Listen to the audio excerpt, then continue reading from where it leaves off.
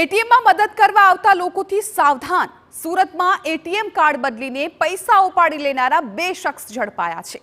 ઉધના પોલીસે 30 જેટલા ATM card સાથે બંનેની ધરપકડ કરી. શખ્સો પિન નંબરથી જાણી લીધા બાદ કાર્ડ બદલી નાખતા હતા. અંકિત ઉર્ફે લલ્લા યાદવ, ઋત્વિક ઉર્ફે ભોલાસિંહની ધરપકડ કરી લેવાઈ. છેતરપિંડીથી મેળવેલા પૈસાથી મોજ શોખ પૂરા કરતા ડિંડોલી અને પાંડેસરામાં થયેલા ગુનાનો ભેદ ઉકેલાયો. પોલીસે 1.5 લાખનો મુદ્દામાલ જપ્ત કરીને કાર્યવાહી હાથ ધરી છે. બંને વ્યક્તિઓ એટીએમ પાસે આસપાસ રેકી કરતા હતા અને એવા વ્યક્તિઓને ટાર્ગેટ કરતા હતા કે જેઓ સરળતાથી તેઓને એટીએમ આપી દે અને જેઓને પોતાને એટીએમનો યુઝ કરતા ફાવતું ન હોય.